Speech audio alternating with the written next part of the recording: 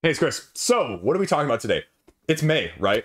We're on May, and I think again every month or two, I think this is worth going over. What am I actually hot for, right? I talk about a ton of stuff on the channel, stuff that gets sent to me, stuff that I buy, stuff that I back, stuff that just catches my interest, whether it's a news roundup or anything else in between, right? But I think if you're someone like me who watches stuff or listens to stuff or talks about stuff, you always go,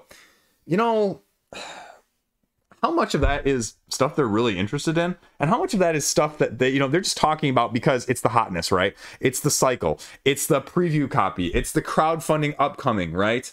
Oh, it's an amazing game. And every game that you talk about is that. So, this is putting my money where my mouth is, essentially saying, okay, wishlist update. Okay, where is my head at? What am I looking at this moment going, yeah, that here soon, right? That's what we're doing today. You want to know what's on my brain, on my head, and where my head's at with some of this stuff? And why? Because that's the most important thing. Subscribe if you made it this far, and hit me up down below. What are you wishing for right now?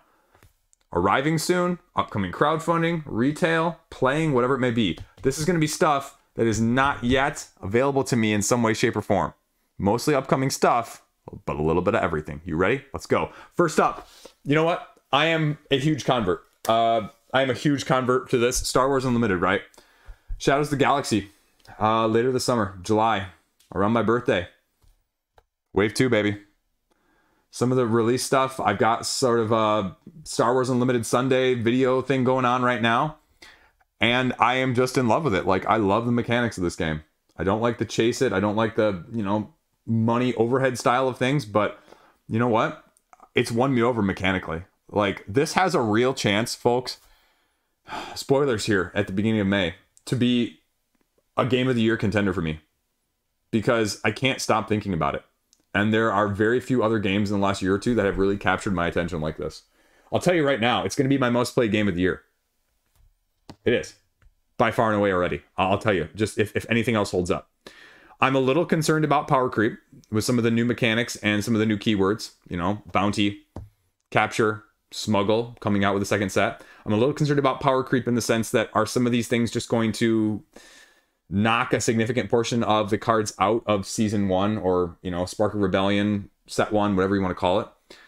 But maybe if it does that, then you start to see set 3 in November knock some of the stuff back in from set 1 or knock some of the stuff from set 2 out. But I think it's really intriguing. Cards like Grogu, the Death Trooper phase 3 situation, that are just going to supplement so much stuff out there, and it's going to shake up the meta. Like, there's not even an established meta. There's 2 decks. You got your Sabine and your Bobas right now that are, floating overall to the cream of the crop, that are just generally easier to use, but people are getting really creative. And people were saying even before the set release that the meta was set, and it's not. And that being the situation already, just with one set, that people are willing or able to mix it up significantly, when we get 2 or 3 sets in, this game is going to actually be, I think, really, really good.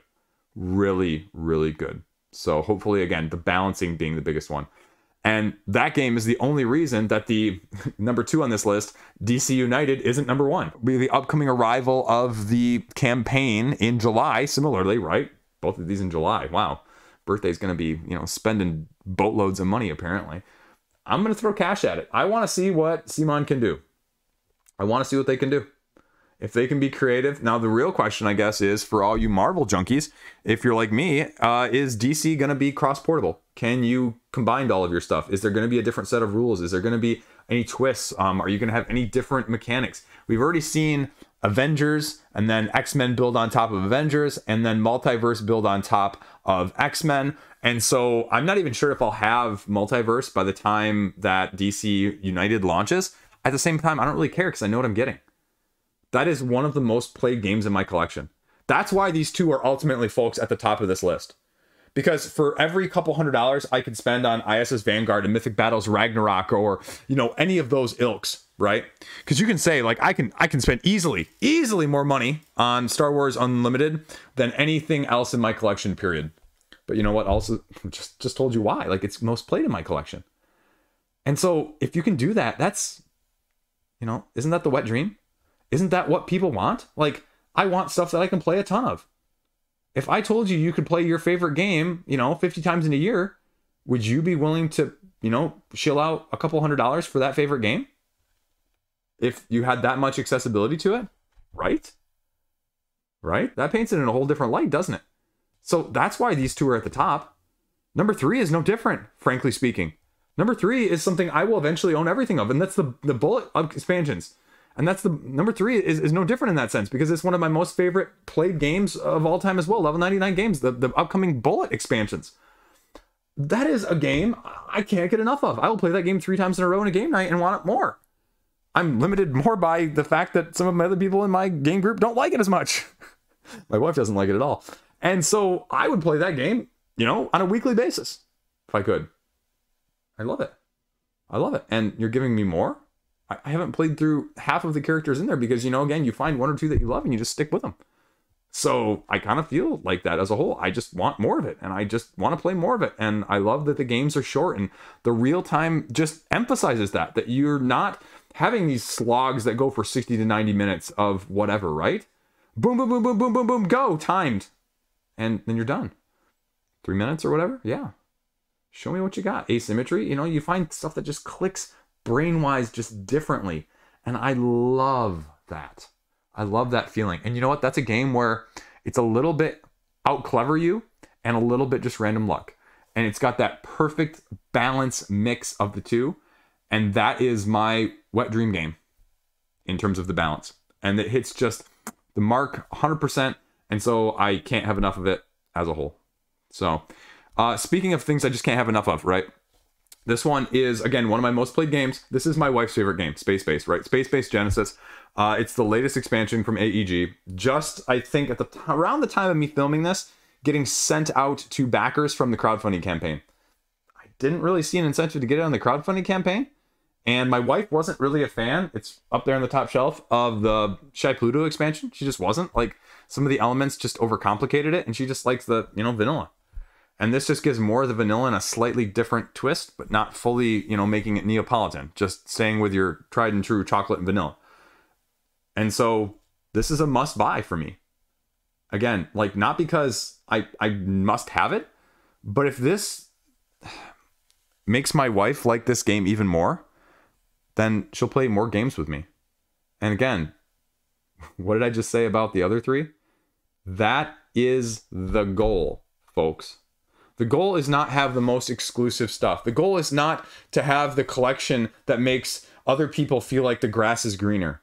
The goal is to get stuff played that you love. Are you doing that? Are you doing that? That's what this means to me.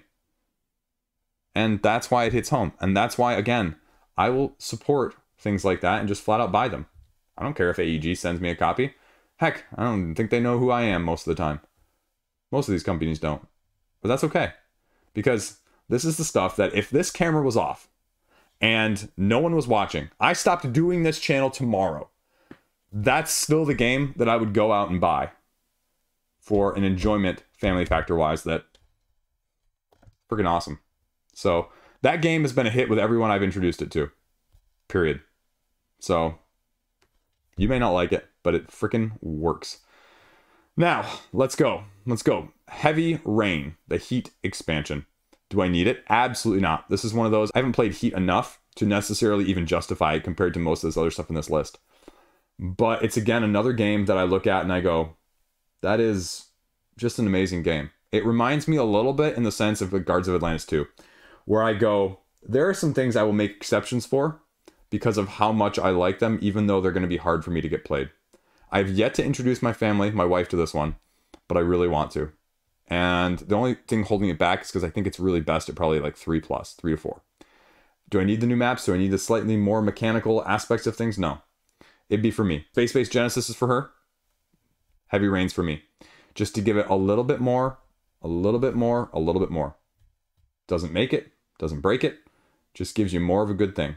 Sort of like the Bullet expansion. So, I mean, the fact that we've got 2 expansions on this short list already, well, depending on what you want to call the first two. DC United, I mean, that's technically in standalone, but it's kind of, and then Star Wars, that's technically also, you know, but that's what a good expansion can do for you.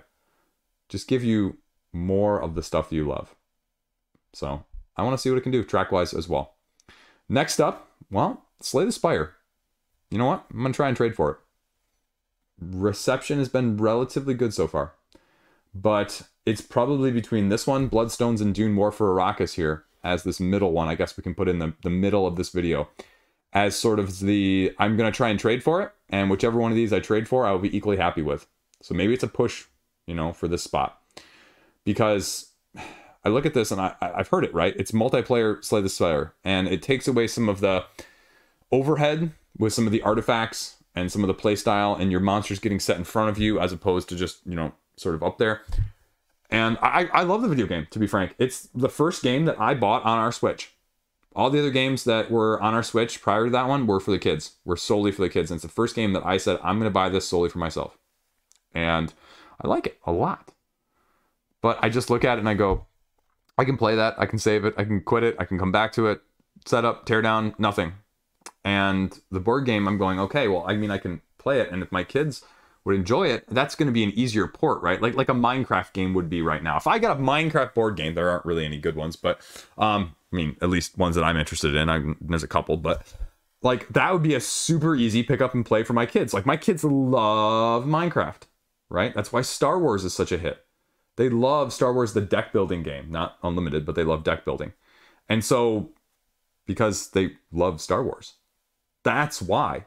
And so Slay the Spire, if they have seen me play it, I think that would be a potential, but it's still too complicated for them. The 10-year-old could probably handle it, but we haven't played games that complicated, so it would be a significant learning curve. But if the hook is already there, it's going to be much easier to catch the fish as well. A little bit of bait. In a good way. In a good way, though, from that aspect of things. Here we're going with one you've heard before. Spinning like a broken record, we've got me with Evenfall. As an engine building game, I am just intrigued and interested. If you saw my recent review of Earth, it grew on me. Ba-doom, dead pun for the win. But I'm looking for something that I can do a little bit at a higher player count without the time investment and a significant aspect. And Veil of Eternity has kind of, without an expansion, fallen a little bit shorter than my expectations were hoping. Res Arcana, for me, is still my gold standard. Earth is rising on that list, though. If the multi-use card system that they've developed here can be better implemented and more streamlined at a higher player count for me, that is essentially what I'm looking for. Earth still, at the higher player counts, just feels like it overstays its welcome just a little bit. I really love the mix of the Arcana and Earth engine systems, though. I love Arcana because this is what you get, make apple pie out of grapes, right? And then Earth, it's just like, here are more cards than should ever be in a game this size in the first place. Try and make something out of it if you can. And I like those approaches. And that's sort of where Veil of Eternity fell flat, is because it sort of straddled the fence, saying, here's some cards, but you're going to see all of them in, you know, your first game, and then you're going to try and meta it every time. And I'm not so much a meta person in that sense. You're all scrambling to get that one card on the right turn when you have initiative and lead, and if you don't, it doesn't work. And so I'm hoping that this one is going to fall somewhere between in that sense. The other one that's been sort of just on my periphery, right? Druid City Games, Madcala. Taking a Mancala approach with an asymmetric head-to-head two-player Wonderland War dueler style. I'm intrigued, right? You know me, I am a big head-to-head duel type game. Exceeds, Yomi's Battlecons, Wizards of Grimoire, Wormwood, which is coming out soon, and then also even just more recently at the end of the year, a couple other ones that came out of nowhere. I love this style of game. And you're adding a different mechanic to it. I can do that. Mancala style. I'm interested. I kind of want to see what they can do. Can you give me enough asymmetry? Can you give me enough mitigation? It's coming to crowdfunding sometime later this year, I think. So I've got my eyes on it. It just looks perfectly weight-wise, time-wise, Dice Throne-esque with a different vibe, if you will. So, set in Wonderland's War, boom, shakalaka. Let's see what you got. And then also, what just came out of nowhere for me personally was the upcoming Lucky Duck. Just gonna throw this one on here as a, I have no freaking clue, but aesthetically at least gives me vibes of the Flames of Fafnir, right? Ain't no Smog, but it's a Fafnir. Because somehow we're gonna be having this cardboard dragon roll marbles at your tower defense system that you're building in between rounds as a cooperative tower defense game, right? Right? That sounds kind of interesting. Fireball Island meets tower defense. So if you can implement a successful mechanic with that, and no app, they've already confirmed, also coming to crowdfunding sometime later this year, I believe, as well. So those are just interesting aspects. The last one, going back, and I should do this one back to back with Mindcala, is Ironwood from Mindclash, right? This is my vibe. I trust Mindclash to put out an overwhelmingly solid product. For me, they're a Roxley, if you will. There's no bad games. No bad games. It's just whether the game is perfect for you or not. And so with that pedigree, now venturing on the retail side of things as a head-to-head dueling card-based system, those are some dangerous words to my wallet, like I just mentioned. Only playing 3 cards on a round. Positioning, initiating, extracting, passives, aggressives, completely asymmetric decks. It gives me more vibes of slightly limited in a different way, Summoner Wars, which is one of my favorite games of all time. So, right? Right. And that's why I'm really super invested in this one and want to see what they can put out there. So that is just kind of where things are at right now. I mean, we got to throw a few others in here, a little bit of the expected and the unexpected here in the middle of the video. I mean, Grimcoven, right? Awaken Realms. You've heard me talk about this one, right? This is the potential preeminent upcoming crowdfunding game and all be all of boss battles, right? From Awaken Realms.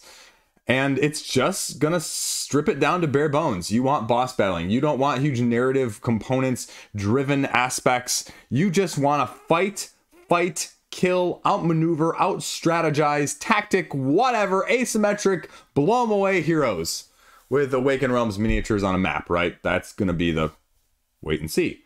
Distinct development tech trees, teleporting, gathering, resources, extra dice, devastating attacks on bosses, right? Taking sort of your spin of Dark Souls, only all boss style of things, KDM, Aeon Trespass, Odyssey, all rolled into one. Maybe this is their throwdown, foray into the KDM Aeon Trespass world in that sense. No details later this year, some vagaries, I'd love more details, but, so be it right now. The other one, literally coming to crowdfunding right now. Regicide Legacy, Badges from Mars. I mean, it's Regicide, right? 12 challenging missions. Enough said.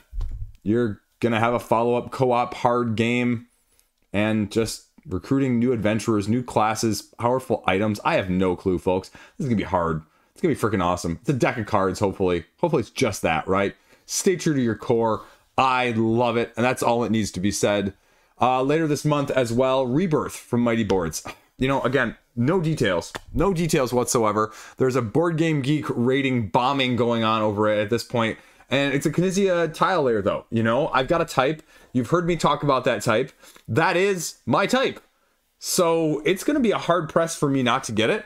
But with the other Mighty Boards Hamlet situation, again, more in the sense that I didn't see a lot of reason to get Hamlet on crowdfunding from Mighty Boards. Not that, get anything against it necessarily in that way, but, a deluxe cardboard feature a la the Everdell Tree-ish, right, doesn't necessarily do it for me personally. So is it going to be unique enough? Well, I'm not the good test case, non-biased person in that sense, but that's going to be one that gonna have my eye on so freaking hard. And then, you know, you've never heard of this game. You've never even seen this game. Goro Goro Dobutsu Shogi. It's an animal version of shogi, the sort of chess version. And the biggest issue with shogi is that not a lot of non-kanji shogi pieces have ever been made. And so for non-Japanese speakers or readers in that sense, you can't really play shogi as this masterful, wonderful, strategic, chess-like equivalent-esque, even maybe better, some people say, or not as good. I don't know. You know, when people talk about the 3 preeminent games worldwide for the past couple centuries, right? It's, you know, Go, chess, and shogi. And this is just cute animals with 8 pieces on a side. Chickens, cats, dogs, and a lion. You just got to get your other opponent's lion, and there's a 3x3 grid, there's a 5x6. I've been looking at the 5x6 on eBay, truth be told, because it kind of has the animal aesthetic, but a little bit of the adult vibe from a gameplay standpoint. Oh, and of course, I can't forget about just an honorable mention here, because it's not going to be cool and unique and hotness as well with, you know, the previous mentioned ones. Onitama. I do not have this abstract game. You've heard me shout, from the rooftop, sees an abstract lover! And I need Onitama, and I need the Sensei's Path too, but you know, I just have, weirdly enough, been not be able to pull the trigger for like a $25 game, because it always seems to be going for 30 plus, and then either people selling it on the secondary market or trading for it, you know, don't have Sensei's Path, which people say, you know, is the must expansion of all of them, of like the 3 I think that there are. And so just, you know, take, replace, abstract, move around, capture. I love the essence of this game, and I think it's going to be a big hit. Hopefully it's not going to be a Shobu. I just couldn't do Shobu. I'm sorry. I just couldn't do it, folks. I wanted to do Shobu, and I just didn't really like it. My wife and I just not as much. But, you know, maybe we'll get it again. It's one of those that's out there enough, right? Yeah. Honorable mention here at the end, though. Honorable mention. I'm going to fall on my sword here, because we started with one and we're going to end with one. TCG. I'm giving a second look to Altered TCG. People said that TCG is doing something different mechanically speaking, as sort of a non-combat initiative. Get farther along the track than your opponent faster on 2 of the 3. Raise something like, I don't know, $4-6 million, somewhere, I don't even remember, between those values. Still can't say I'm a fan of the MO. But now that we've seen, or I have seen, I wouldn't, not going to speak for anyone else, I have seen that we can heavily utilize commons and uncommons as a main crux of decks in Star Wars Unlimited, and you're telling me that's going to be a very similar aspect in Altered, and I'm not necessarily going to be having to chase the rares and legendaries because you can only have a couple in a deck anyway, unlike Star Wars Unlimited? Okay. Not going to say I'm going to go for it, but I'll say it's more appealing. Because again, like I said about Star Wars Unlimited, right? It gets played. And for me right now, I'm willing to pay a premium on a few things to get it played more, rather than have a few things that are cheaper that aren't getting played at all, right? So that dynamic just has to be there. And that's why I'm super keeping it on my radar more than anything else. So there you go. My updated wish list. What do you think? Where are things at for you? What do you got on there that I don't? What should I have my eye on? Things like Luthier, the upcoming game from Patterson, their game following their hit of 2023, Distilled. Do you have World Order from Hegemony as well, on the heavier side of things with an asymmetric situation? What do you think? Where are things at for you? That's what we got going on. Let me know down in the comment section below. Peace out. Have a great freaking fantastic day. Subscribe if you made it this far. And if you didn't, that's cool too. Peace out. Have fun.